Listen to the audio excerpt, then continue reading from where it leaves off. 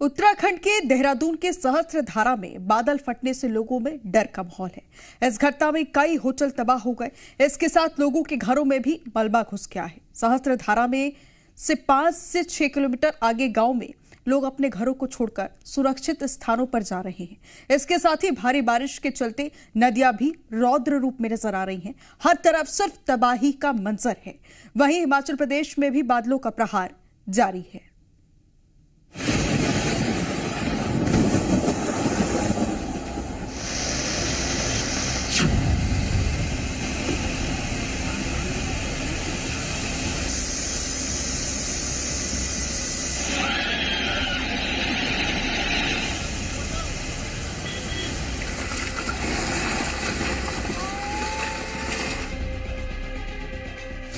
लौटते मॉनसून ने देवभूमि में फिर से तबाही की डरावनी कहानी लिखी है और इस बार बादलों की टारगेट पर उत्तराखंड की ऊंची पहाड़ी नहीं बल्कि देहरादून था। इस हैरतअंगेज वीडियो ने देहरादून के स्थानीयों की नींद उड़ा दी। आसमान में छाए गुप्त अंधेरे के बीच कड़कड़ाती बिजली कोई एआई वीडियो नहीं बल्कि असली वीडियो है। बीती रात देहरादून के लोग ऐसी गर्जना सुनकर कांप उठे। रात को 11 बजे हमें बहुत जोरदार आवाज आई। पता चला हमारा पुल टूट चुका है। आधी रात को एक और बहुत तूफानी बारिश हुई और फिर सुबह सुबह में पता चला कि हमारा घर ही बह गया। जो रात को जब बिजली चमकी तो इन्होंने घर के सामने बादल फटते हुए देखा है। उससे जो है बच्चे डर गए थे। देवभूमि में लौटते मॉनसून ने दिखाई तबाही की पिक्चर। सहस्त्रधारा में देर रात बादल फटा और उसके बाद शुरू हो गया वहां जल तांडव।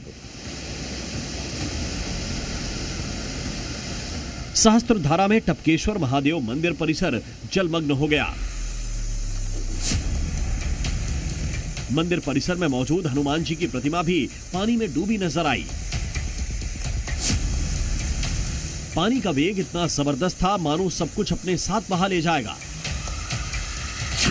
इस तस्वीर को देखकर 2013 की केदारनाथ आपदा का डरावना मंजर याद आ गया।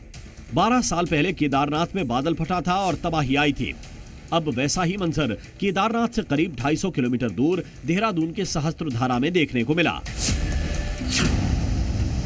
मंदिर के आसपास मौजूद बाजार, दुकानें, घर, होटल सब कुछ तमसा नदी के पानी की तेज धार में बह गए। कितनी बड़ी बिल्डिंग कोलैप्स कर गई। उसके पास में जितनी बिल्डिंग है वो धराशायी हो गई और हिल गई है पूरी बिल्डिंग, और आसपास में जितनी बिल्डिंग है, और यही सबसे बड़ी चिंता है।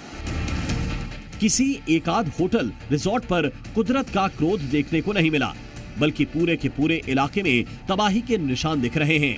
तमाम रिजॉर्ट जो नदी नालों के किनारे बनाए गए थे, आज उनकी स्थिति क्या है, उनके हालात क्या हैं। यहाँ इस नदी का इम्पैक्ट इतना है और इसमें जब दूसरी नदी मिलती है तो वो और ज्यादा खतरनाक हो जाती है। शहर की गलियों में नदियों ने पनाह ले ली है। कई जगहों पर सड़कें गायब हो गईं। देहरादून हरिद्वार हाईवे को भी भारी नुकसान पहुंचा। वहां उत्तराखंड डेंटल कॉलेज के पास पूरा पुल बह गया। लगातार बारिश ने उत्तराखंड के पहाड़ी गांवों की जिंदगी मुश्किल कर दी है। पहले ही पलायन से गांव खाली हो चुके थे। अब जो लोग बचे हैं उनके सिर से भी छत आपदा ने छीन ली है। पौड़ी के पैठानी गांव में लोगों ने अपने आशियाने को आंखों के सामने गिरते देखा और अब एक बार फिर लोगों के घर तबाह हो चुके हैं। सब कुछ खत्म हो गया भाई। अब जा रहे हैं बस कैसे तैसे करके। हमारे घर के पीछे का एक पहाड़ था वो गिर गया और वहाँ पे 3 लोग दफन हो गए। और फिर भैया फिर हम वहाँ पे सब कुछ छोड़ छाड़ के नीचे आ गए और जैसे तैसे करके हमने अपने आप को बचाया। जहाँ लोग घूमने जाते थे वो जगहें अब डेंजर जोन में बदल चुकी हैं। Tapovan, Fun Valley, IT park, Ghangora, Garhi Cantt इलाका, इन सब जगहों पर नदियों ने अपना कब्जा कर लिया है। सामने नदी आप देखिए, नदी का जल स्तर कितना ज्यादा है। जिस जगह पे हम खड़े हैं, हमारे कैमरा पर्सन खड़े हैं, ये बाजार का रास्ता होता था लेकिन आज ये नदी का रास्ता बन चुका है। देहरादून की सोंग नदी ऐसी गरज रही है कि जान बचाने के लिए इस शख्स को बिजली के खंभे पर चढ़ना पड़ गया। इसे बचाने के लिए NDRF के जवानों ने मोर्चा संभाला और सुरक्षित बाहर निकाला। बादल फटने के बाद सहस्त्रधारा इलाके की तस्वीर पूरी तरह बदल चुकी है। 2 गांव के बीच पूरी तरह संपर्क टूट चुका है। हाँ जी, ये सर 9, साढ़े 9, 10 बजे के बीच की घटना है जी। उस टाइम। गांव में कितना नुकसान हुआ है?